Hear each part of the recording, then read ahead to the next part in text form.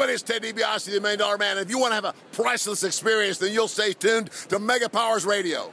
And remember, everybody's got a price for the $1 Million Man.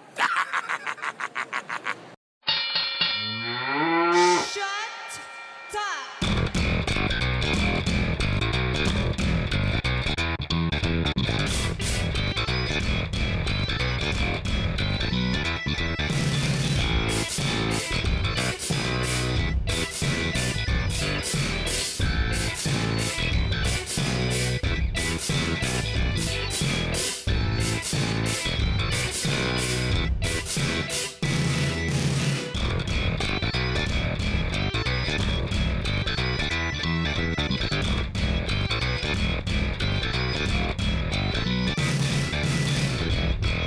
What's shaking, Mega Maniacs? It's Monday, June 8th, and it's time for the Monday Night Tradition here on Mega Powers Radio, the Raw Post Show, the most interactive post-Raw experience available. We want you to get involved all throughout the night. Tell you how to in just a moment. First, I want to tell you some other ways you can support the show. Number one way you can keep us going here on the air at Mega Powers Radio is to head to our Patreon account. That's patreon.com/megapowersradio, where you can give a monthly donation to help us keep running as little as $1. If we had $1 from every single one of our fans, we'd be able to upgrade our account, get a really badass website, take things to the next level. So if you want to help Mega Powers Radio continue achieving what we're doing, please join us on patreon.com/megapowersradio.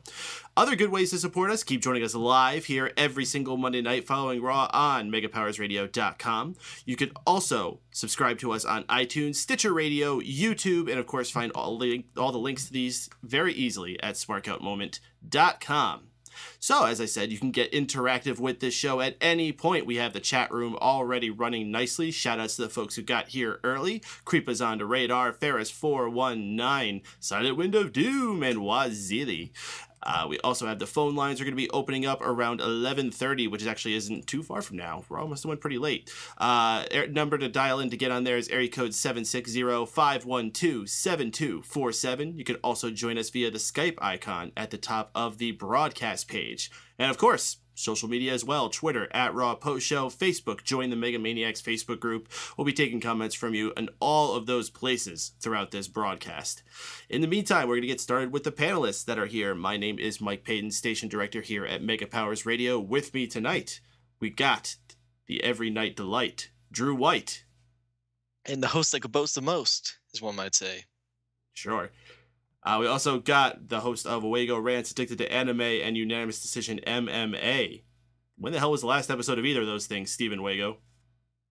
Well, I got halfway of recording Wago Rants, and then I thought it'd be a better idea to do another episode of Sean. Wanker Rants? Yes. So there is a new Wanker Rants coming soon. Yes, okay, that makes up for it. Lastly, Mr. Tony Mango, the president of SmartOutMoment.com and Fanboys Anonymous. Hey, what's going on, everybody? So, it was a weird Raw we had tonight. We got some build going to our Money in the Bank pay-per-view, but in the end, I think overall it was a missable show. A few fun moments, but it still just seems like we're just coasting along through this summertime. Let me ask the hosts, what's the number one thing you took from the show tonight? Drew? I have two number one things. My first number one thing is that Kevin Owens, still badass, along with John Cena. That's amazing. But number two, we figured out what R-Truth's gimmick is. He's just a guy who thinks he's in every multi-man match at every pay-per-view. Wow, it only took him like 15 years to get that character nailed. Exactly. Steven, what'd you take away? I'm taking away that I'm enjoying the mid-card acts a lot more than the main event. And Mr. Tony Mango, what'd you get? You guys know that Ted 2 is coming out? Where the hell did that come from? What the fuck? I have no idea, but after seeing about 15 commercials and then having them do that just kind of stuck out to me. Yeah, that was really annoying because it was on every commercial break. And then it's like, hey, you know what you need in between your Ted? More Ted. I was watching TBS earlier today, and they mentioned that they were going to do a preview on USA and on TBS later in the evening. So I was like, oh, yeah, that's that one thing I saw about earlier today. So I wasn't surprised about it at all. Is Ted 2 a Universal picture? I think it is.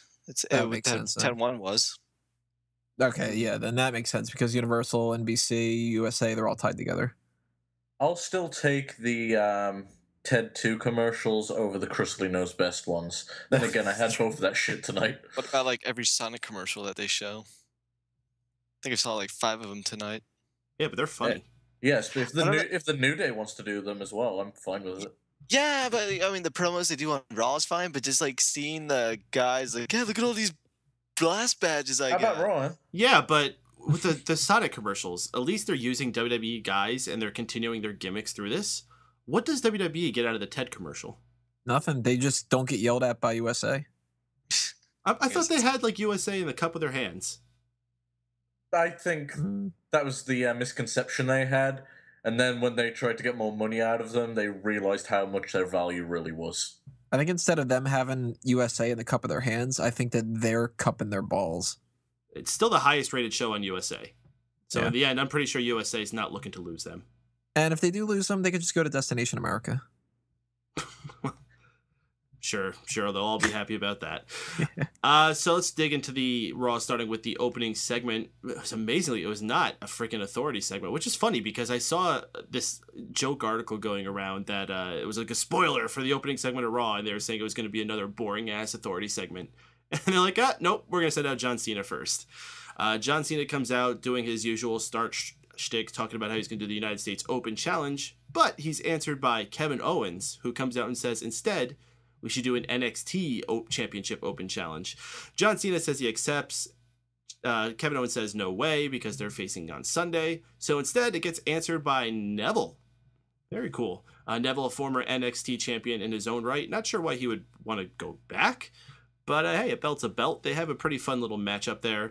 Neville getting a lot of great hope spots. But unfortunately, in the end, Kevin Owens, being the brute he is, gets him down with the pop-up power bomb. John Cena was on commentary throughout this match and was not offensive. He was very much added to it. He was helping put over both of those guys in the match. And there's nothing offensive about the segment whatsoever. What do you guys think about it? Cena was a little bland, though.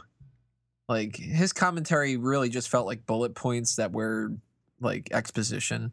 You know, he's like, well, Kevin Owens is really good at this and whatever. And at the pay-per-view, I'm going to win, but it's going to be tough. And it's like, I know, I get it. Can you call me an asshole or something? Like, I disagree with you. I found that he was serious for a change, and he was countering Michael Cole's points.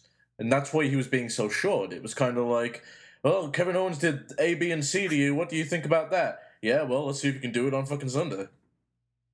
The one thing I really took away is like John Cena, if like he ever got into the commentary, I think he could be a solid color commentator somewhere down the line. That is not going to be John Cena's end. I know. No, I know that, but no, just like imagine him as a color commentator. He sounded very believable. He was fucking better than JBL at least for the one thing he was on. For me, I enjoyed it. You know, I enjoyed the segment. I enjoyed him on commentary. It was refreshing. I can't remember the last time John Cena actually sat down and did commentary at the table for a while. It's been a long time, so I enjoyed that, and along with the match, so I can't complain about it. Silent with the Doom in the chat saying, when you say not offensive, it sounds to me like Cena wasn't screaming his usual racist hate speech. Yeah, the point. Well, I'd be down for that. What the hell? We'll get to something racist on this show a little later. But as far as the match with Kevin Owens and Neville, what you guys got to say about that? I thought this was a solid outing by both of those guys. Neville's actually stepped up his game since coming to the main roster. I always found his NXT exploits to be just spot after spot after spot. He's got the hang of telling a story now, and it's really showing. And Kevin Owens is just great no matter what he does, so a combination of the two of them is great. And Jesus Christ, who's fucking like sitting in a tornado right now? I don't know, is it you? Shit, maybe it is, and maybe I'm the only one hearing that. Do you see a cow flying around? We are missing a cow. Oh, I'm sad. Cena gives him a polite standing ovation at the end of the match. Kevin Owens invites him into the ring. Cena gets in there. Kevin Owens walks away. Typical heel shtick. You know what? When it comes to the match, there were the two suplexes that Neville did back to back, where he throws him against the rope and just has a suplex immediate afterwards, and then just straight up deadlifts him into a suplex. That was fucking incredible because we talked about it before how Adrian Neville was really like he isn't like the biggest when it comes to like muscles, but he is just like all around, you can just tell that he is just athletic and like he actually is centered enough to actually pick a guy up off the ground. And I thought that was really impressive that he was able to Cesaro that one. What do you mean not the biggest in muscles? He's just muscle. Yeah, but I don't know. I think Tony was trying to tell us before that he wasn't that big. He's not tall, but he's got like 0% body fat. Yeah. Way to throw Tony under the bus. Hey, Tony, remember when you said that thing that you may have not said? No, he said that. I remember that. Pretty sure I said that his name was something completely different, and a bunch of other crap too. No, So he's it was Fat Neville. He's muscular. He's just not tall. What do you think about the comparisons of Triple H and John Cena, Tony? What, to Neville? Wait, what? Taking the piss out of you. So we have Triple H and Stephanie McMahon who are playing with their phones as Seth Rollins walks in. They're talking about how Dean Ambrose has been posting on Instagram all day about how he's traveling all over Bourbon Street and various other parts of New Orleans. In the end, Seth Rollins basically just has to back up his words that he had last week of saying he can do everything on his own. Will he be able to? I guess we'll find out throughout the show. We have Renee Young with Nikki Bella. She's saying that Paige has to back up what she's saying, blah, blah. Something about Summer Rae. And then we have a match with Summer Rae and Nikki. Nikki wins via pinfall. Fuck. Anything about this? Fucking abysmal interview with, I believe it was Nikki. The bigger Bella. Yeah. And Jesus Christ, when she is playing a heel, she is truly obnoxious, and it's not because of her great acting. It's quite the opposite. She's that bad of an actor. I just can't stand her. Especially when she says, "Oh my God, I want to fucking just punch her in the face or turn off the TV." It could be worse. And then they did a worse thing. They let her wrestle. Ugh. Come on, Nikki. Anything else anybody got to say? Come on. The finisher looked good tonight, but that's about the only thing that was looking good, other than Summer Rae's ass. Sucked. Roman Reigns comes out to talk about how he plans on winning the Money in the Bank ladder match. However, he is interrupted by Kane, who is interrupted by Dolph Ziggler.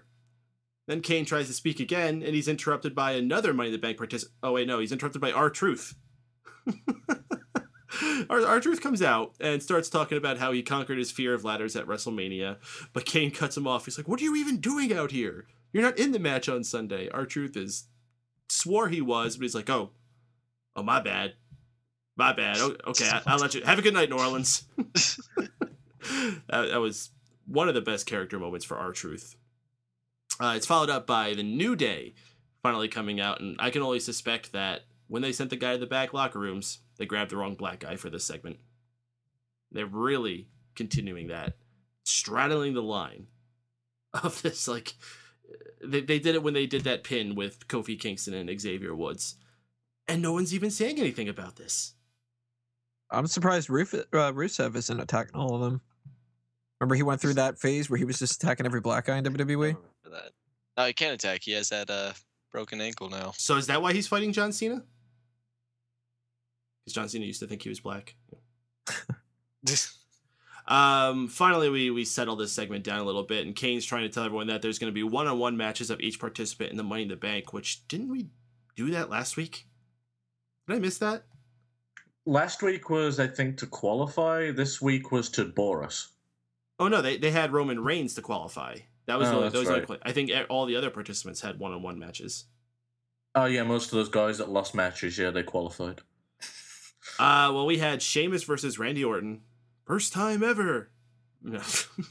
Really? Yeah. No. They advertised it as that? No, they didn't. I hope not. I was going to say, if they advertised it like that, then fuck them. They've done that before, but no, they didn't do that for this. Cole's not sitting there going, "I swear to God, I've never seen these two." Sheamus tries to introduce a chair into the match, but Orton manages to get it away from him, hits Sheamus with it. The referee calls for the bell. Sheamus with a victory via disqualification. Really nothing else of note to say throughout this. You've seen one match between these two. You've seen them all. Lots of headlocks, lots of punches, and that's about it. Randy Orton's character has just fallen so far. It doesn't matter if he's a heel or babyface anymore. He's not evolved. like even John Cena evolved something about him. If it's just a new shtick, or now he's adding new moves to his repertoire. And then there's Orton. 10 years of staleness. He's getting some gray in his beard. Yeah, he is. It's about the only evolution he's getting. No, he got shoulder pads. He got some more tattoos. That's evolution. He got rid of his knee pads and he brought them back. He stopped actually tanning and started spray tanning. He went bald. And yet Randy Orton's a Sean Walker guy and he hates Roman Reigns. I don't get it. Well, to be fair, we always say that Randy Orton might not get like the best reputation, but he's not a bad wrestler at all. No, I think he's arguably, if someone said he is the best wrestler in WWE, I'd hear their argument out for it. There's definitely a case for it if you're just on about old school style of wrestling. I believe that argument 2-3 years ago. I can't find that to be truth anymore. Who'd you put above him in WWE right now? Seth Rollins, Neville, Ambrose. I don't know about Ambrose. I think he's still got a little good to go. I wouldn't put Neville above him. What about Owens? Probably Owens. I would even put even if you're talking about purely in ring work, I would even put like Dolph Ziggler ahead of him still. As bored as I am with him as a character, he still knows how to move around in that ring. Orton's just been phoning it in. Like, he doesn't seem to care. He's good enough doing nothing. Well, I think it's just this part of his career. He's old. His body has been abused all these years. He doesn't have to take those chances anymore. Mm-hmm. I just wish they'd do something different with him, or he'd add something different. A new finisher would be nice. As cool as the RKO is, if he just did something different. Did he ever have a submission finisher? No, he didn't. And there was only one character that would have worked for that when he was going through that fucking psycho phase. I think lost opportunity now. When he was like sticking his tongue out all the time? Yeah, and fucking having a meltdown in the Iron Man match with Cena and shit. You know what they need to do with Orton? They need to give him a storyline. Not exactly this, but kind of like how Daniel Bryan was working with the Wyatt family for a little bit. And people have like, been converted over to the Ministry of Darkness or stuff. I think that Orton could use kind of a reboot like that. Not a complete reboot, obviously. You're not going to change his character like Skip Sheffield and the Ryback, but like, make Orton, I don't know, maybe he goes nuts. I think that kind of was what they did when they put him into the Authority. That was like a shot into the arm of him. And now that's a little bit. But at the same time, he still was just kind of Randy Orton, but an ass. Instead of being Randy Orton, a babyface. Yeah, the last heel run of Randy Orton, it's, fucking world champion. Do my pose now. No, I'm not. Oh, no. Well, it's better than that time when he wasn't doing his pose. I know, I hated that. It used to bug the piss out of me. It's like, I'm going to walk to the ring really slow. Now I'm going to wrestle really slow. I'm going to leave really slow. I'm going to walk back. Damn it, you beat me to it. And actually, that was probably one of his best character moments. So that was when he had, what the hell was that trio called? Legacy, yeah. What if he did everything else like that? Like, they're like, can you sign this contract? And he's like, all right, and they're like, oh, fuck, Randy, come on, man. It must be horrible to be stuck behind him in line in like a fucking toll booth or something. Maybe that's how he leverages himself for a better contract. He just takes forever to sign it. They're like, what are you going to order at McDonald's? And he's standing there in the line. And he's looking, and they're like, can you at least point? And he's like, I don't raise my arms. Not anymore. They really dropped the ball with the whole RK out of nowhere vines when they were popular. Yeah, they really fucked up on that. That was the perfect time to push him. What were you going to do? Have him RKO people out of nowhere. Yeah, that's like his whole gimmick. It doesn't even matter if it's an in-ring, out-ring. You can just fucking do it to a fan. I don't care. No. You remember that one segment backstage when it was DX and just Shawn Michaels just goes around RKOing random people in the back? Just fucking do that for Randy Orton. Wasn't he doing something though? Wasn't he like injured or doing a movie or something? He was doing a movie, yeah. But when he came back, they could have not done that thing. Like, I don't want to be in Authority, but I guess I'll be in the Authority. You should have just came back and RKO'd all the Authority. You could have brought back that fucking like Get Well Randy segment. Instead, it's just Orton, RKO, and Doctors. It'd be great. We want to hear what you got to say about this situation with Randy Orton, Sheamus, everything else that happened on Raw tonight in the build to Money in the Bank.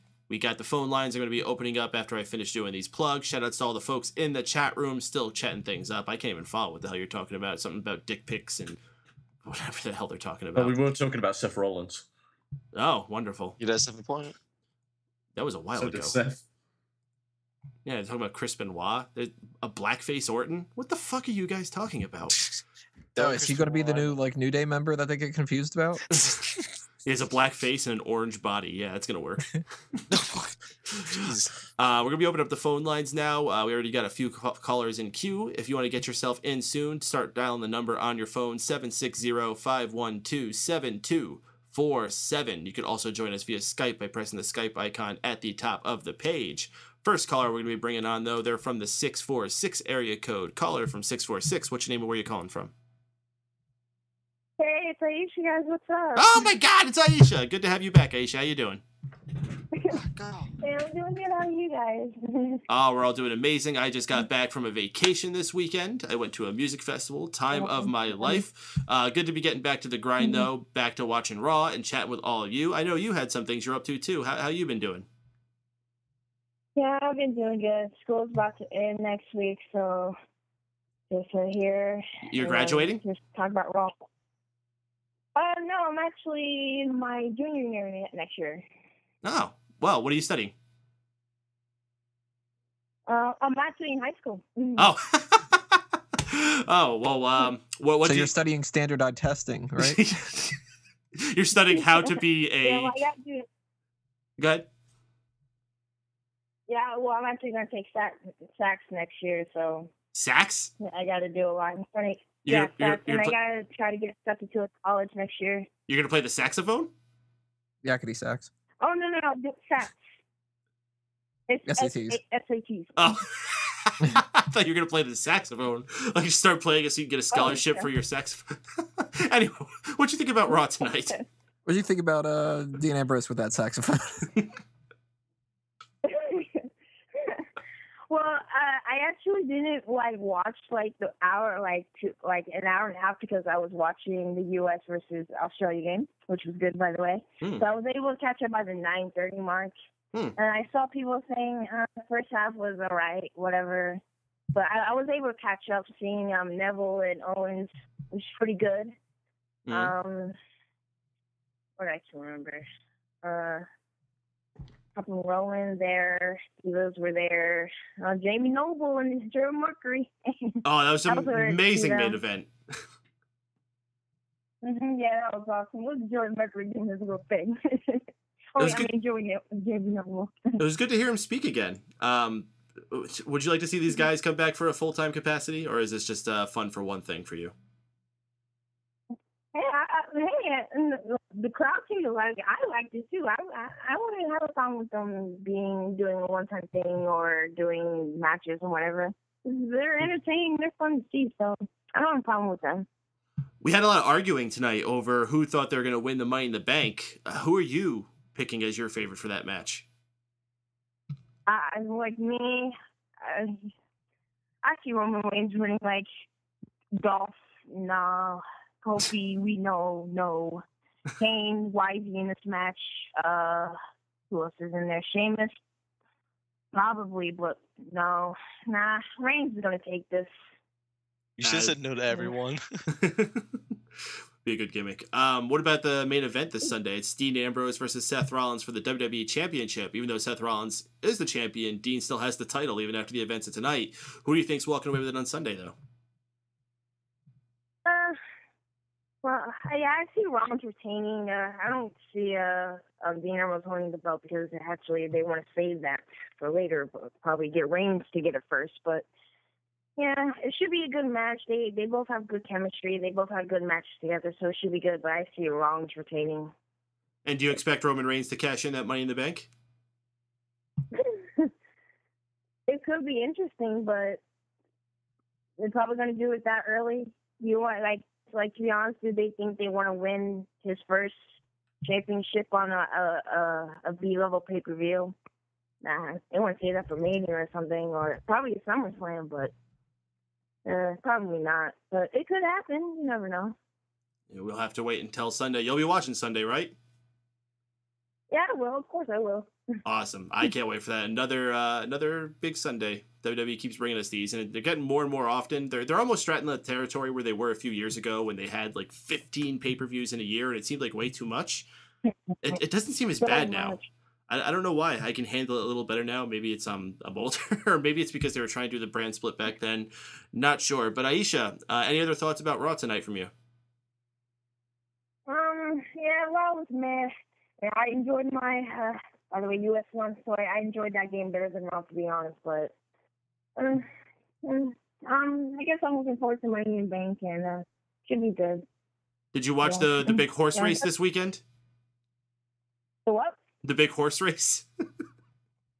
Oh, that horse that won the Triple Crown? I just heard about it. That was a really big deal. It was such a big deal. The festival I was at this weekend stopped in the middle of the show and showed the race on the screens that were in front of the stage. Really? Yeah.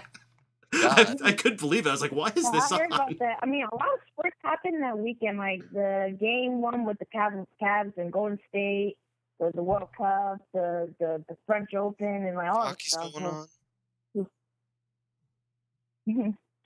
Wow. A lot of stuff happened this week. All right, Aisha, your high point and low point for tonight's Raw, your favorite and your least favorite part. I would say high point definitely J&J Security because those guys made me laugh. And low point, I don't know. Our truth, I don't know. Oh, no. I thought that was fun. But yeah, I'm not even gonna touch that again. Money in the Bank. How does this guy like go into like big deal championship matches? Like it's ridiculous. It's like. Oh, this guy just gets handed stuff all the time. Let's not forget he's the one who beat the streak. And I'm not talking about Undertaker's. I'm talking about the real streak that mattered. Bo Dallas's streak. Yeah. All right, Isha, we got a lot of other callers we're going to get to. It was great hearing from you again, though. I'm glad things are going well. Good luck finishing out the year, and we'll talk to you again. All right, no problem, guys. Nice to hear you guys again. Have a good night.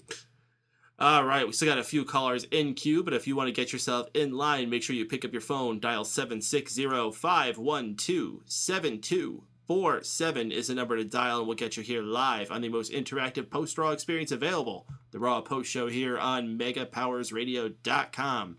Shout-outs again to all the folks we have here in the chat room. We got 5 Times Combo, Creepers on the Radar, Ferris419, Wazili, Silent Wind of Doom. That's probably the best one I've given him in a while. So there you go. Everybody gets one once in a while. And then Drew ruined it. Everybody has a price for the $1 million Doom. Sure. All right. So we'll come back to the phone calls in just a minute. I just want to do another segment that we had tonight. We had Seth Rollins in the back on his cell phone. Who knows who he was talking to, but J&J Security walks in. And they're talking about how they know that it's been a rough week for Seth Rollins. But they know that they want to be there to support him and that they forgive him for what he said and they want to be there on Sunday in his corner. Rollins says, "Are you kidding me? You forgive me? I don't need you guys. I never needed you guys." Noble finally had enough, tells him that he can go screw himself. Eventually they're slapping each other. It got really intense for a moment, so much so that Joey Mercury broke his silence after months and months of playing the silent one, spoke up, and told Seth Rollins that tonight they're kicking his ass. Oh, that was fun. I think this might be a subtle nod to a story that broke recently from a Seth interview where he talked about how he almost lost his job in WWE because he was so sick of being in developmental, and it was actually Joey Mercury that set him straight. So they have a whole relationship, and he says he owes Joey his career, so I thought it might be a subtle nod to that, or it's just a coincidence. Either way, it was a fun segment. Seth Rollins should have played up the idea that there was a bunch of ladders around the ring and that Joey Mercury should be afraid. It was cool seeing him stand up, though, instead of just like Jamie Noble being an idiot. Yeah, that's what I was going for. But no, have him be like, "Yo, no, we're gonna kick your ass." It's like, yeah, kick his ass, fucking awesome. Instead of just like, all right, well, we're we're gonna lose. And Jamie Noble with the whole like, oh, by golly, your old Sally says that I whatever like Tarnation. Yeah, what tarnation are you doing? Are you gonna be telling us that? Oh, well, darn tootin', I'm not gonna stand for that. Yep. Like, I'm a little upset that they split. I'm a little upset that they split the Shield 2.0 up though. Yeah, I mean, Joey Mercury is definitely a way better Dean Ambrose. Yeah. And Jamie Noble is definitely the better. He's really switched that up. The two of you. Yeah. Well, I mean, I thought Extreme Rules was the Elimination Chamber last week, so you never know. Mercury and Joey Noble. I used to call him Titus Young, so. That was probably the easiest way to like describe them. Yeah, I don't have time to be saying both team members' names, so. Well, it's like Lundrick. Yeah. Yeah. Doesn't it have don't they have a name for that when you like smush names together? It starts with a P. Fucking lazy. No. It starts with a P, I think. A paleophonic something. Oh, and I'm drawing a blank. That's just when it same word is spelled the same backwards as it is forward. No, that's a palindrome. Oh, it's not. That one I know. That's a palindrome. Well, if you know what it is, shout it out in the chat room or hashtag Raw Post Show. Let us know what the hell that is. Anyway, let's Portmanteau. Portmanteau. That's it. There you go. It would take me a minute there. Well, that sounds French. Portmanteau. Oh, probably is French. Yeah. Oui, oui. Pretty sure it was made up by Los Matadores. All right, let's bring on our next caller. It is a longtime fan of the show, called in many times. He's been on our good side. He's been on our bad side. Let's see where he ends up tonight. It's the Silent Wind of Doom. Biggie was correct. Biggie? The correct answer is peanut butter fudge. Yes, the Sonic commercial did its job. I went and tried both shakes and what? What? What? The Sonic commercial last week. It actually made me like, those Cokes sound delicious. I must try them. They got my money. They sucked my money out of me. And yes, peanut butter fudge is better than strawberry cheesecake. They're both pretty good though. Also, trifold wallet, obviously, but Raw, we're doing. I don't want to listen to people fucking talk about Sonic shakes. If I wanted that, I'd go listen to JR's podcast. Yeah, who paid you to come onto our show and start talking about this shit? And how did the trifold wallet people get to you, too? That's bullshit. Bifold. This isn't even a fucking all talk show, dude. The bifold would be too big. Trifold fits right in your palm of your hand. Yep. Mm-hmm. Well, I mean, it also goes better in your pocket. Yeah, it fits great in your pocket. It's wonderful. Oh, Creepus Under Radar got himself muted because he said "what" so many times. Good job by Big responding to the crowd with the what's. That was a fun segment. I enjoyed that segment. I enjoyed Ryback psychologizing the Miz, which has got to hurt. Kind of figuring out his plans. If that even was his plan, Ryback could have just been talking out of his bum. But it was a good segment. I was just disappointed that they used up the spot of him. I don't know if he's done that before, if he's picked up Show and dropped him before, but That was a pretty awesome spot, which would be great to see on Sunday, but we got the night. That was a big misstep. That was something I was going to bring up when we got to the segment. So just like WWE, you ruined it and blew it early. Since we're talking about that, the best thing they could have done is have him scramble off his shoulders and run. And you tease the spot for the pay-per-view. But I would say do like they did with Mark Henry, where he's just too heavy and he just squashes him. Then Big Show just leaves looking strong, standing tall. Telling you, he just needs to pick up 2 Big Shows. I mean, they've done that with all the other big guys. They've done 2 Undertakers. They've done 2 Kanes. Why haven't we done 2 Big Shows yet? Yeah. Hell, why don't we have a midget guy come out and have him be Little Show? Wait, I know why they can't do 2 Big Shows, because there's no tall people anymore. There's what's his face? That guy that they fired. Big ass. The one who was the fake Kane. Alberto Del Rio? Gallows. Oh no, it's talking about Festus, yeah. Yeah. He can come back and be fake Big Show. What were you looking at that website that was showing like indie equivalents to current wrestlers and their doppelgangers? And they had Bobby Dutch was like a mini Big Show. Big Show Jr. Not to be confused with Rock Jr. Good old Rock Jr. Yeah, Cheeseburger reminds me of Kofi. Both great high flyers. And delicious.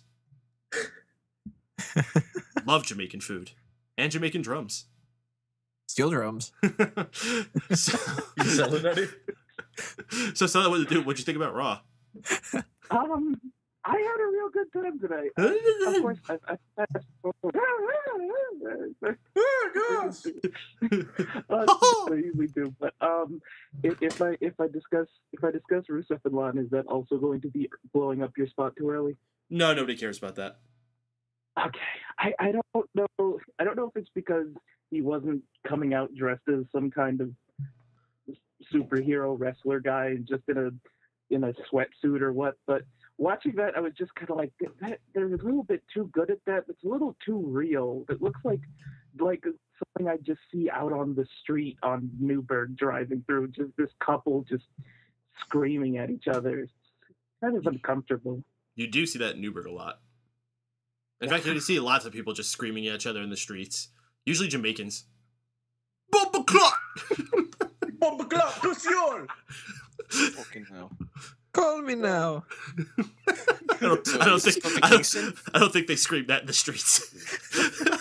Miss Cleo does. No, she's in jail. Is she really? Yeah. Yes. Oh, Jesus. This made my day. You would think that she would have gotten out before the cops had gotten there. You would have think she would have saw that coming.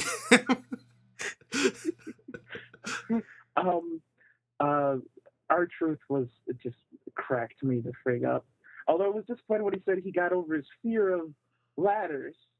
I thought we were going to get to see now the journey of him getting over his fear of spiders, but it didn't come up. I'm kind of disappointed by that. That would be a really good story. There was a little thing that they filmed backstage with Tom Phillips where he was like, I don't know what happened there. You need to explain to me. I mean, I'm over my fear. Watch. And then he goes over to a ladder and he's just like, yeah, what are you going to do now? Huh? What's up? See? So good. He pushes the ladder and it just collapses and falls on him.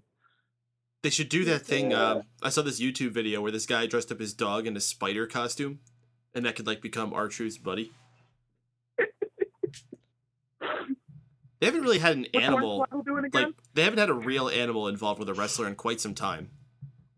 And I'm not talking about the fucking bunny or the bull or the gator. I mean like an actual animal. Like they used to have like the parrot and like what about the Brahma bull, Tony? Or Fifi. Yeah, was Fifi the last actual animal we saw involved? It's been a while. Holy crap. That was like 2005? Wait, what was the name of fucking Tori Wilson's chihuahua? Jake Roberts brought the snake back.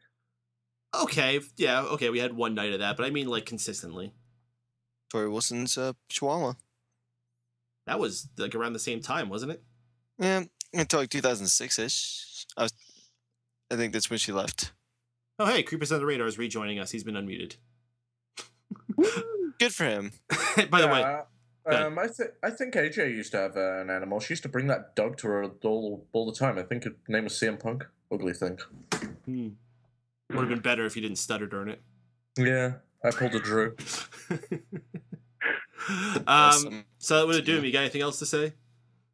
I just want to say curse social media, because if before Instagram, those would have been some hilarious pre-tape segments, which would have been fun to see. Although I did still enjoy getting the little Instagram looks at Dean's journey through New Orleans. And I just want to leave with one last thing. Seth Rollins was called the biggest jackass in WWE history. Obviously, he's not. Triple H, McMahon, people through history. Who do you think is the biggest jackass in WWE history? That's all I got. See you guys later. All right, Silent of Doom, appreciate your call as always. Who is the biggest jackass in WWE history? If I had to give a pick, Michael Hayes. Vince Russo. Harvey Whippleman. And anyone who did something stupid that got him kicked out of the company. What? Paul Hebner. Daniel Bryan. Nah, he didn't do something stupid. Choking Justin Roberts is a good thing. I don't even know about that. I meant more along the lines of they said something stupid, or like they failed a drug test, or like something along those lines. You know, Rory McAllister turned up on a fucking TNA event in the crowd and then got fired because of it. Yeah, that's a strong contender right there. Especially because he was one of the fucking Highlanders. Oh, Caitlyn got fired for stealing an iPad case. You're going by that. Oh, no, yeah, no. That was Emma. Wazieli's got this by a long shot. Biggest asshole of all time in the wrestling industry is Chris Benoit. Yeah. I think we all can agree with that. I don't know, guys. I think Kane's got a shot in this one. Hey, you've got fucking Jimmy Snuka. Yeah, because Chris Benoit at least was decent enough to kill himself afterward. You got Conan. Conan's not that bad. He's a bit of a jackass. Come on. I mean, he's not, you know. I mean, he's about on the same level of jackassery as X-Pac is. Yeah, they're just like obnoxious dorks. I mean, they're like harmless. Nah, see, X-Pac's like a fun jackass. Like, you could be around him for a little bit, and then eventually you're like, yo, fuck bags. Yeah, but X-Pac also tore his asshole. X-Pac's got a goddamn outro written about him doing that. Conan doesn't. Well, can you name Conan's theme music? Didn't he have like a rap group for a while? I don't know, but does that mean that the next outro is going to be something about Conan ripping its asshole? No, but you know what we should do is rap his crap. Yes, we should. Because I think that was about Conan. Yeah, that must have been about Conan's rap group. Huh.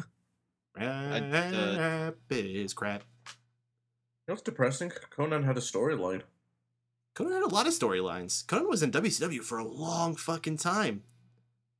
Then he was a big deal in the Mexican scene, and now isn't he on Lucha Underground now? Yeah, he's manages the Puma dude. Lucha's.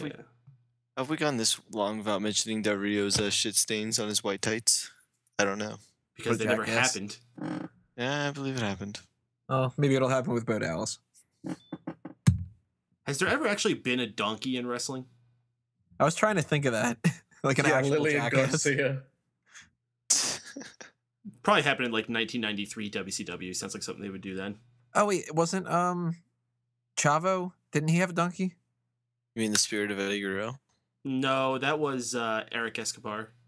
No, in WCW. Didn't he have a donkey that he came to the ring with? Like a little fake donkey? I think it was a mule. I think you're right, yeah. Hang on, it was like a JBL's stick. had one. Who did?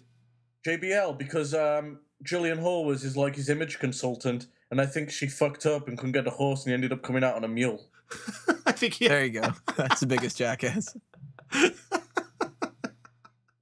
Oh, can't believe we put this much conversation into this. Thank you. Wow, I'm surprised that was so deep in my head somewhere. Biggest jackass in WWE history. That guy. That mule. Creep was on the radar, bringing up Conan's time on Lucha Underground, saying, yeah, he's in Lucha Underground on dialysis. Is that the name of his character? Dialysis? It's kind of like Miz disease and shit. So his character is just dying. Goodness. So we had another matchup featuring two participants in the Money in the Bank matchup. It's Kane versus Dolph Ziggler. Not a very strong matchup for either of these guys. It was just plotting and long. Kane eventually gets the win via pinfall because Dolph Ziggler ain't doing shit right now. Lana's out there during the match. Rusev comes down on his... What the hell? Crutches? No, the fucking leg brace. That's what I was trying to think of. He's I don't know how he got Lana to go off. I don't know if he scared her or threw her. She fell off the ramp. She twists her ankle and she's laying there. Okay, so we're gonna have both him and Lana coming out together with broken limbs. Yeah, sure. Why not? I wasn't a fan of this. If you're gonna make a huge big deal about someone getting injured, just make it a little more brutal. Mae Young did take a table bump when she was like 80-something years old. Yeah, she shouldn't have, and that was fucking stupid. I don't think it's necessarily to the point where Lana needs to go through a table or anything no, like that. I'm just saying. We had like 4 refs and like medical out there for someone just like taking a 1-foot fall, and she takes a table. Might as well bring the fucking tables back. I mean, we're using the Dudley Death Drop in wrestling again, apparently. This made a lot of sense. Okay, it's very easy to twist your ankle in heels. You see it happen to girls all the time. Just when they're like walking around, they'll twist their ankle. So if you're going down a foot, Like, I could easily, in regular sneakers, land my foot wrong if I'm, like, emotional and not paying attention to what's going on, and I could easily fall and crack my ankle. I've been thinking about going around the festival this weekend. If you weren't paying attention to where you were walking, there would be gopher holes around that you could easily drop your foot into and break. Would have you needed 10 referees to help you back? I don't think I would find 10 referees there, but Lana, of course she does. You know, I'm disappointed, though. Lana just turned babyface, and they're going to make her do a heel turn tonight? Fucking stupid. I had to. Come on. I don't get where they're going. And another reason why they couldn't take it too extreme is because you can't make it look like Rusev's too brutal in this. At this point, it could still be like, well, Rusev didn't mean to do that. What, you got nothing to say because I made a fucking point? No, I agree. I could get really angry and agree with you if you want. Yeah. Well, fucking right, I agree with you. Fucking hell. We had a Miz TV segment with our special guests Ryback and Big Show after the whole thing that happened last week with Big Show coming out and interrupting the two of their matches. I'm not really sure what this accomplished other than, I guess, just continuing the fact that we might have some kind of triple threat for the title. Like, I'd rather see just Ryback and Big Show. Maybe that's just the one we'll get for now, and then the next month we'll get the triple threat. I think the biggest, most egregious error of this segment, though, as Silent Swin of Doom brought up, is when Ryback lifts Big Show up at the end of this, hits him with the shell shock, and continues the "Feed Me More" chant. What a waste! Like, they did. I'm pretty sure they did the same thing with Mark Henry. Like, the week before WrestleMania, they had Ryback pick him up and hit the shell shock on Raw, and then we didn't even get to see it at WrestleMania. Oh, no, we did. He didn't in the match, then he did it afterwards. So that's probably what they're going to do again here. Just as Ryback's starting to pick up steam, fucking have Big Show come down and fall on him while he's doing the damn shell shock.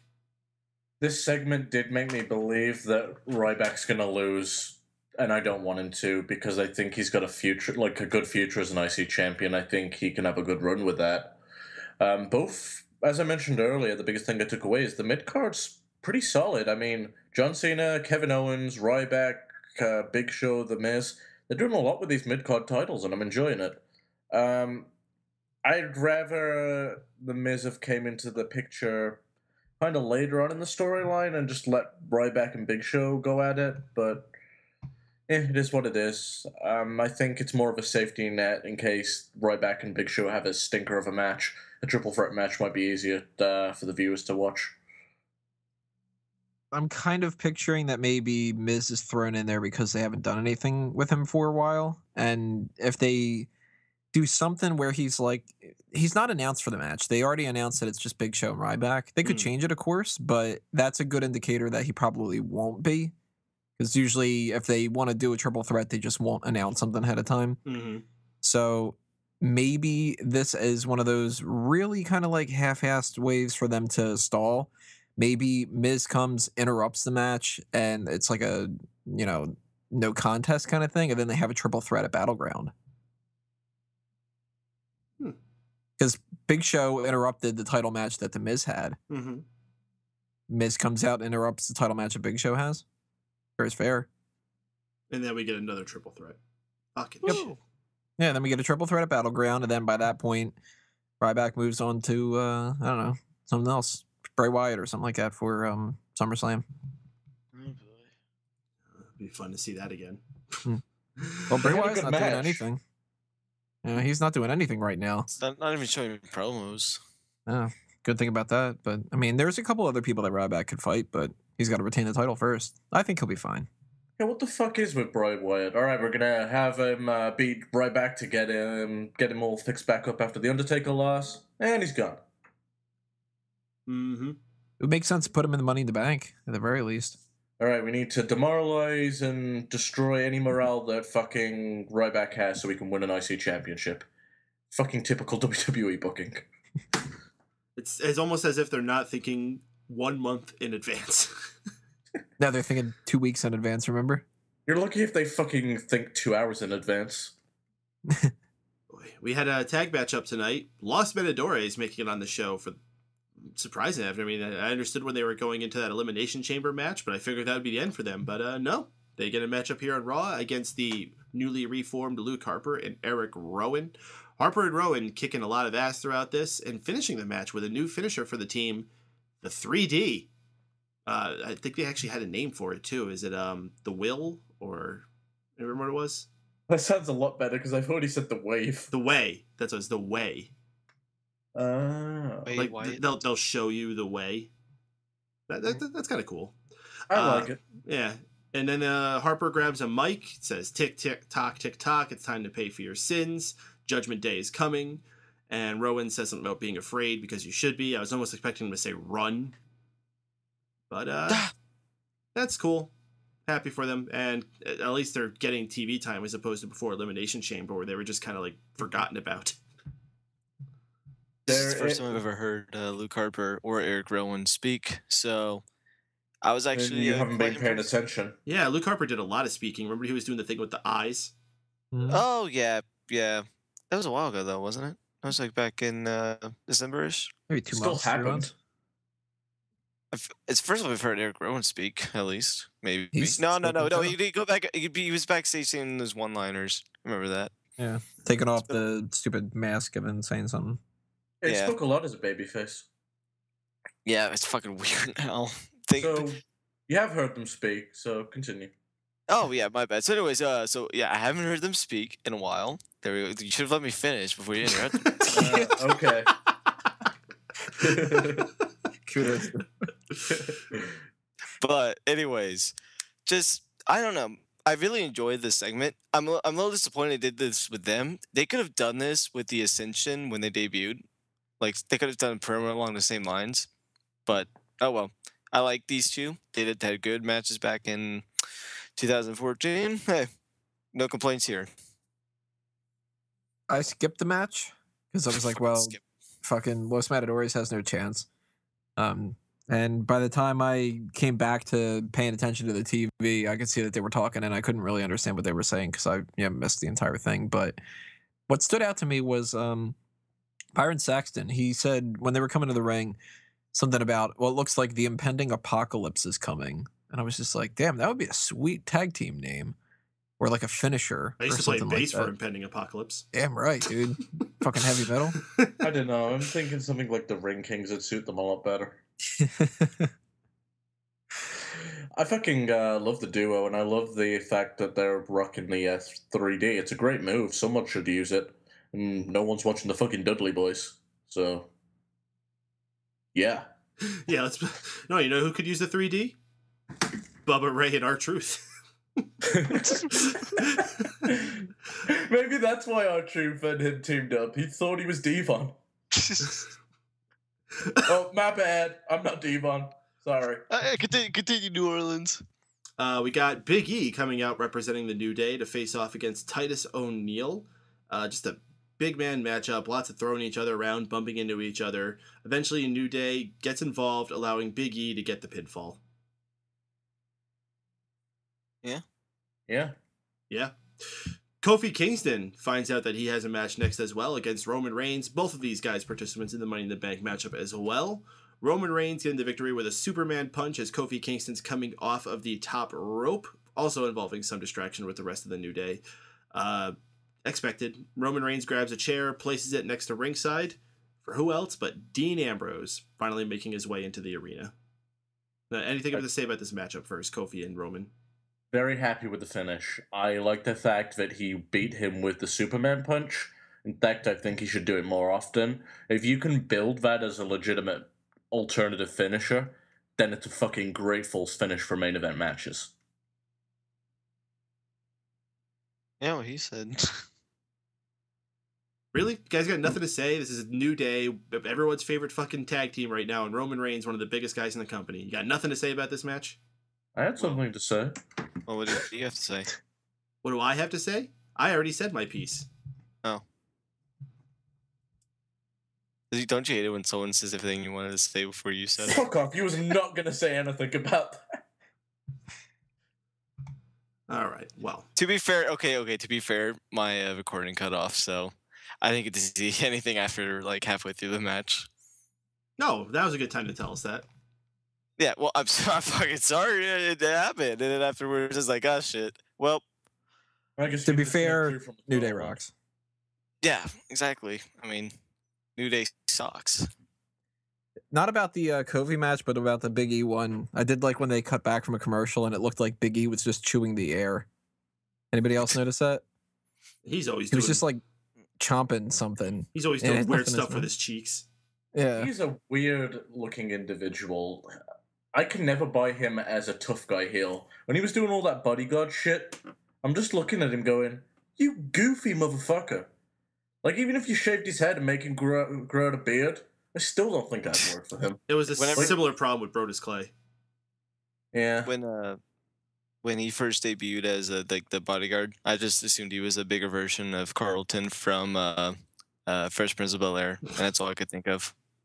It's a fair comparison. I could totally see him doing that dance too. Matter of fact, I'm pretty sure he did do it. Oh my god! I kind of want to look that up now. I want to see that dance, him shucking and jiving. You mean every week? Well, Dean Ambrose makes his way down to the ring. We see Seth Rollins backstage discussing things with the Authority, Triple H and Stephanie. They're pretty much just like, well, did you want to ask us something? Is there something you wanted? No? Oh, all right. Have a good night. Triple H's like asshole moments like that are just so fun. Before we get to the match, speaking of assholes, Machine Gun Kelly's coming back next week, guys. Oh boy. I saw that and I was just like, oh man. He's the one that did Cena's entrance, yes? Yes. Yeah, he was the one that was doing good up until he mentioned Cena's an underdog and then they got booed. I don't care. If he does a performance, that means I get to ignore the television for a little while. And sometimes having a break on these 3-hour shows is a good thing. They're called commercials. Yeah, where you get to talk about burgers and shit. To be fair, I've never eaten at Arby's, but I want to. You've never eaten at Arby's? Yeah, these commercials are fucking awesome. You should have eaten there. Meat. No, you should have eaten there as soon as Tony did his impression of it. I think that should have been the thing that made you eat there. He just did what the commercial does, so he's saying that's the commercial that got him to do it. Oh, God, go eat there. First we go watch the commercial. Daddy ate those fucking sandwiches. Bum, bum, bum. Eat a fucking Arby's, bum. Carl's Jr., by the way, tonight, if we're talking about that, made a great commercial that I'm going to start paying attention to them, too. They were like, why did we put a hot dog and chips on a burger? Because fucking America, that's what... Like, damn, if you had a fucking Carl's Jr. around me, you got my money. But yeah, we don't they have any Hardee's around you, don't they? Nope, neither of them. Oh, that sucks. I have a Hardee's in my town. Yeah. Unfortunately, no one fucking goes there, so... I think there's Well, tell them about this commercial, and maybe they'll go. I think there's a Checkers jersey. Yeah, Checkers is every once in a while, but Checkers... Well, yeah, Checkers sucks. Checkers is... They're not shouting at me at the commercials. Indiana. Okay, so Silent Wind of Doom is bitching because we crapped on it for his Sonic shakes. Well, we were talking about the fucking Arby's burgers.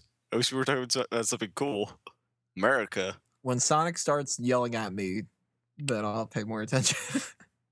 Sonic shakes. Drink these fucking milkshakes. Look at my fucking badges. I got them for fucking drinking shakes. When he starts shouting like Sean. You almost went into that voice for a second there. It's a natural reaction when I do angry voices now. Our main event tonight, Seth Rollins versus J&J Security, returning to the ring one more time. This match was tons of fun. Not a technical, amazing match, but just everything they were doing at this with the hope spots for both Joey and God damn, why do I not get these guys' names right? Joey and Jamie. In the end, J&J actually pull out the surprise victory with a little help by Dean Ambrose. Dean Ambrose throws in the WWE title to distract Seth Rollins while Joey Mercury runs in and gets the quick roll-up pin. You know, normally there's a place to hate distraction roll-ups. I'm not going to do that here. This was fun. Seth Rollins' words coming back to bite him when he said he doesn't need anybody, and he looks like an asshole. Perhaps the biggest asshole on Raw tonight. Or the biggest jackass on Raw, pardon. Dean Ambrose finds Seth Rollins from behind, hits him with the dirty deeds, and walks away again with the WWE title. So in the end, Seth Rollins not only doesn't win the match, he doesn't get his title match. Well, he better hope he wins on Sunday at Money in the Bank. Whether he'll still have these guys fighting against him, or maybe he'll manage to reconcile before then, we will see. Looking like he's going to need them, though. Any thoughts from you guys? I think the story that they're telling here is very good. Seth made a declaration that he didn't need the authority. What's the biggest way to make him look like a jackass?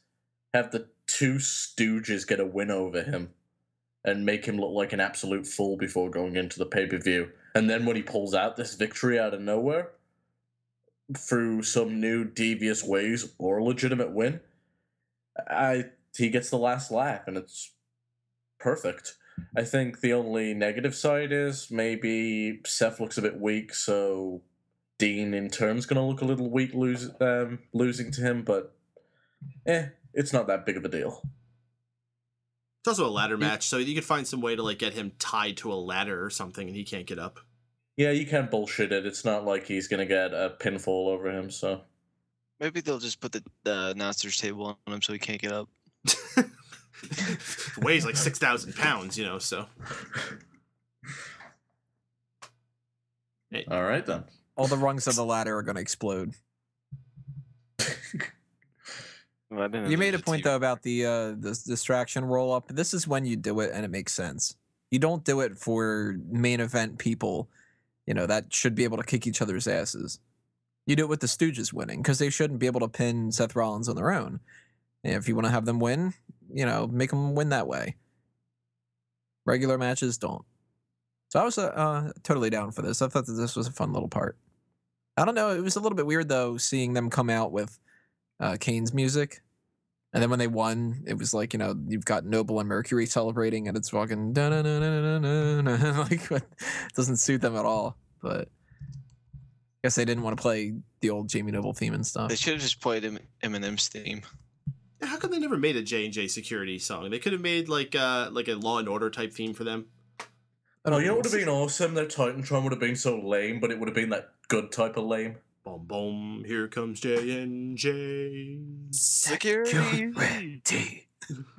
It's J&J Security. Maybe we'll get the bear from Ted 2 to sing it. Oh, man, I remember, not to give them credit, but when TNA was doing that thing with Abyss, and he was like a lawyer, like alternative. Yeah, he was like, what was his name? Like John Smith or some shit? Yeah. Joseph Park, yeah. But he came out and his Titantron was amazing. It looked just like Night Court. It had like a gavel on it and everything. Or was it a mallet? No, it was definitely it was a mallet. Yeah, it was definitely a mallet. Maybe it was just a hammer. Yeah, TNA would be dumb enough to have like a actual hammer. I don't know, if you listen to Mike, they won the Wednesday Night Wars. I'm telling you. I still haven't gotten to watch this past week's Lucha Underground, so maybe that was on top. But when I compare last week's TNA to the Ring of Honor show, which fucking sucked, and the NXT show, which was just kind of blah, TNA actually stole the night. Well, what was wrong with ROH's show? Was it just bad production, quality show? There was bad production, but I expect that. Everybody just sucked. Like, their champion, this fucking Briscoe guy. What a fucking jackass. Yeah, that guy fucking was terrible. He looks like a fucking goober. I fucking hate him. So, is he a heel? No, I think he's like their baby. I think he's a babyface. Oh, yeah. If he was a heel, then he's doing a good job. No, he's fighting against Jay Lethal, who's the heel. Oh, god damn it. Jay Lethal's a heel instead of this dude? Yeah. Here's the thing. Jay and Mark Briscoe have been kind of those long-standing Ring of Honor guys that have had a lot of good matches over the years in tag action. For some reason, they see something within Jay Lethal as a main event star. Whilst he's the most talented of the two, he's still not that guy. They're just watching old Randy Savage tapes, and they're like, that guy looks like a star. They had some squash match on the show, too, and this guy, Moose, who actually was kind of cool. He was probably my favorite guy I saw on the show. But he beat up freaking one of the announcers' kids. That's who they're pushing on there. One of the announcers' kids is going to be a wrestler. Moose is going to be in Global Force. Is he? Mm-hmm. Oh, cool. I can like watching him there then. Fuck Ring of Honor. He used to be like a tag partner of Uhaa Nation. Okay. I could dig. Moose. He's got his own theme song, like he did it, and it's just kind of like moose. And when he comes out, he just does like a little fist pump, and like the entire crowd does it with him. Yeah, that guy has something. But besides that, I didn't see anything worth watching again. So bad first showing for Ring of Honor. TNA, maybe hope for you yet. And his name is EC3. The man. EC3. Underrated in WWE. He should have won that season of NXT. I feel like we've had this discussion like every fucking week now. Sean brings up EC3 quite a bit. He shouldn't have won that season of NXT. He sucked then. He did suck then. He went away and he got awesome. He went away and he got better. Chicks in America, dude. Chicks in America. I think he should have won because that whole segment they did with like the "Do you know you're pro?" and he's just like, yeah, that was the segment with the Chicks in America. That was so great. What was he, season 2 or 4? 2. 4. Oh, I thought it was 2. I'm pretty sure it was 4 because 2 was Caval and Alex Riley and them. Was he a part? Caval. Yes, so he must have been 4 then. Who won 4? Johnny Curtis. Johnny Curtis, that's right. Whatever happened to that guy? Hey, at least he has. He got a chip on his shoulder and he cried over spilled milk, and then he became Fandango. After he cut the mustard. Yeah. After he fucking chased some girl backstage with a chloroform rag. Fucking creep. That happened? Yeah, it was on one of the old NXT episodes. He was playing like a greaser character for a little bit. Wasn't it Caitlyn? I think it was Caitlyn. I don't know, but he was sneaking behind someone with like a chloroform rag, and I'm like, damn, it's dark. That's because Vince didn't pay attention at that point. How about that main event of Raw? No, I think we got all our talk out of that. It was a very fun segment. Rollins looks like a jackass going into Money in the Bank. I look forward to that match, and actually a lot of things on Money in the Bank. Actually, I didn't even realize this was a go-home show. Mm-hmm. Holy shit. You know what I look forward to? The time where we have a little bit of a break between pay-per-views. God damn, I'm getting tired of making all these images up. Well, all things considered, they're building these pay-per-views pretty well. Yeah, I mean, there was that report where creative, apparently, they like this better because they don't have to drag things out. And it's true, they don't. Maybe that's just their writing style, because they write for TV normally. So maybe they're used to just getting things going through quicker. You know what? I don't like it, but thinking about the way these guys write, we always say they blow their load too quick. Mm-hmm. Well, at least they're blowing their load when it comes to these pay-per-views, because they happen so often. It's not the right way to book, but sometimes you gotta know your style, build your strengths. Yeah, but they will. I don't think they'll do this every month. They won't have a special event. Yeah, they're gonna get worn out after a while. I'm gonna get worn out. I already am. I mean, shit. Unless they bring back the Great American Bash for July, fuck me. I could see them stopping this during the months where the big pay-per-views are, like WrestleMania season and SummerSlam. Yeah. But the rest of the months I can see them doing, because it's a big push for the network too. Mm. Well, I mean, if they do something before Battleground, like they got to announce it soon. If they really want to take advantage of the special events on the network, they really need to do a bragging rights between NXT and the main roster. Ooh, I'd like that actually. I don't know if they do that in the same month as Survivor Series, but because that's when they fucking did bragging rights is back to back like that. But I would be down for something like that. They could even build something out of that off of this Owens Cena feud. Yeah, because he is the NXT champion. Mm-hmm. It'd be perfect. They could be the captains of the teams. Ooh. Very perfect to do that right before Battleground, especially because Battleground is something that has no gimmick attached to it. You do the kind of thing where we're building up the troops for Battleground. Go ahead with that. Do a fucking War Games bragging rights. There you go. Fuck. Yeah, this all sounds way too fun, and they'll never do it. Have Big Show on your team. He's got a gun. He's already there. No, he's already on the field of the Battlegrounds. Now, instead, they'll do something where it'll be like, all right, guys, 2 weeks from now, we're going to do, like, I don't know. Dolph Ziggler versus the New Day or some shit. We're going to do a special event revolving around Sheamus versus Randy Orton. But this time. Yay. So, just a question. The July 4th show, do you consider that a pay-per-view? Like quality? Or... No, that's a special. So was Elimination Chamber. But that is something that's big. I'm talking about this is just like a random thing that they're showing. I doubt they're even going to push that. I've seen one thing on a program promoting that show, and that was William Regal talking about the Kevin Owens Finn Balor match. Oh fuck! I sold it for me right there. Are you talking about the Japan show? Mm-hmm. Mm-hmm. They're not. Are they not videotaping that? Oh no, they're broadcasting on the network. It's gonna be. It's gonna be at like 6:30 a.m. Yeah, I'm gonna catch that on the replay. Yeah. Yeah, unless I'm just having one of those. We know Tony will watch that live. He's I'll be up. I'll be wide awake. All right, guys, anybody want to do a post-show thing? No. 8:30 in the morning. No. It's 8:30 in the morning. No, it's 6:30 in the morning. No, afterward. Yeah, we'll probably end at 8:30, so we'll do it then. Well, it seems like we're done talking about Raw, so let's wrap things up with our last bit of Raw talk: the good, the bad, and the ugly.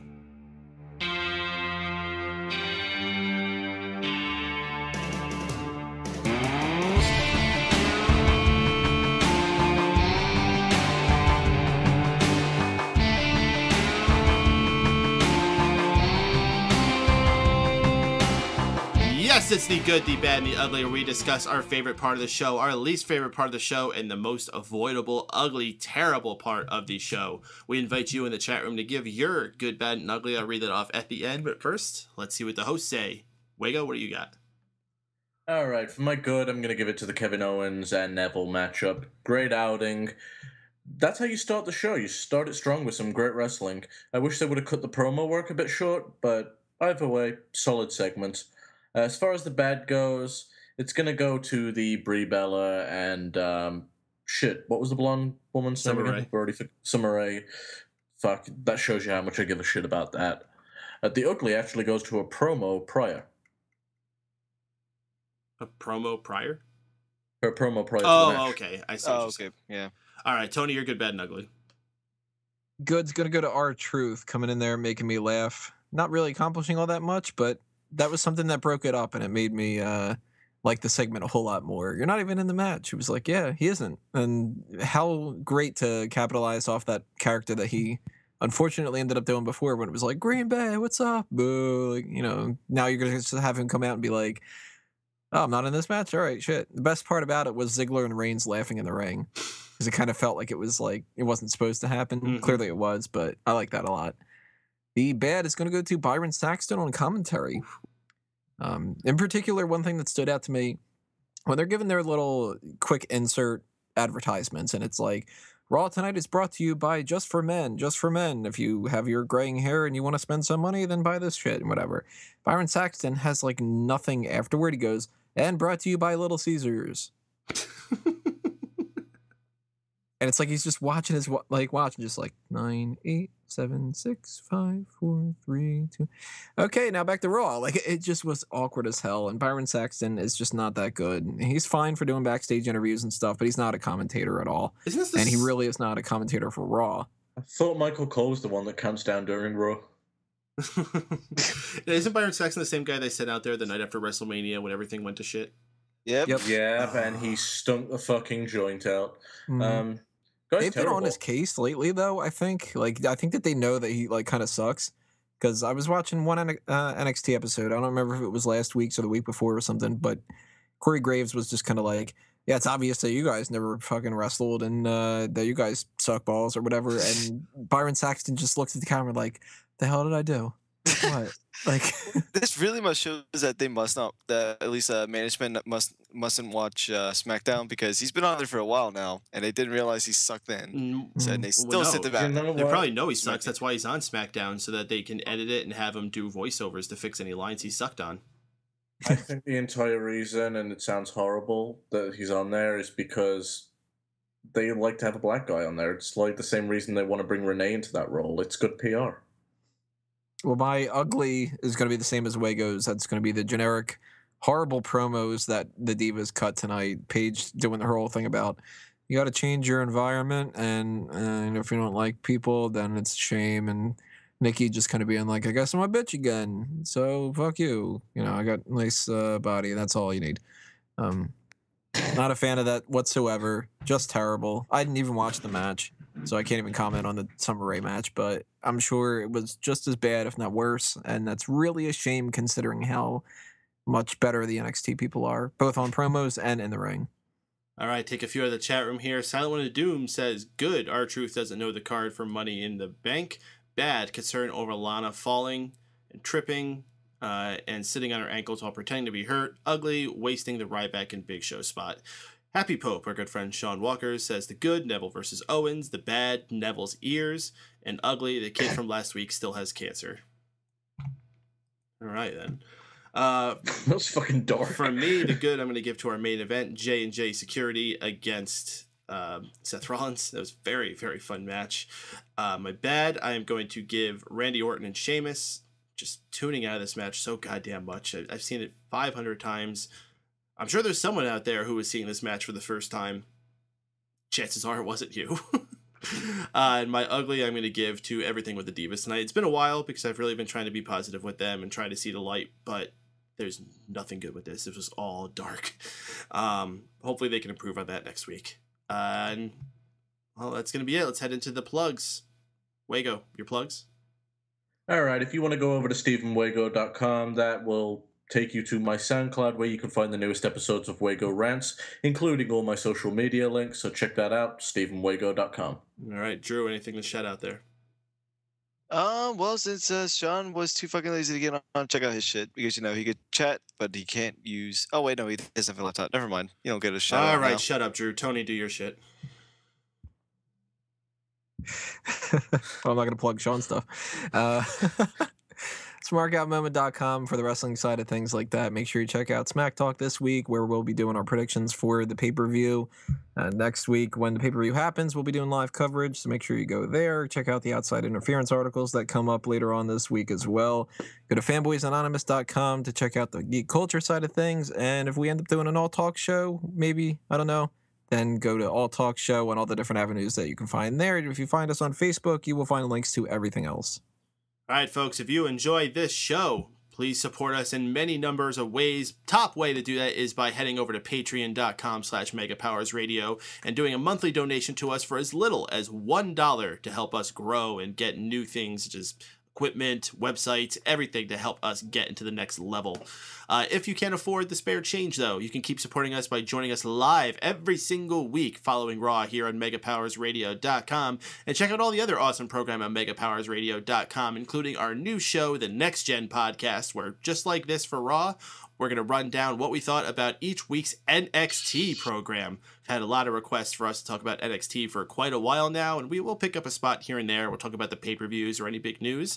But now you can hear us chat about it every single week. It's one of the best shows on TV, so I'm happy to get that out there and talk about it. Find that on megapowersradio.com, and you can find both of those shows and pretty much everything we do on iTunes, Stitcher Radio, YouTube. We try to make them as available to everybody as possible. So, for everyone here on Mega Powers Radio, Tony Mango, Drew White, Stephen Huego, and everyone out there in the chat room that called in, thank you for joining us. This has been the Raw Post Show on Mega Powers Radio. We'll catch you all on the flip-flop.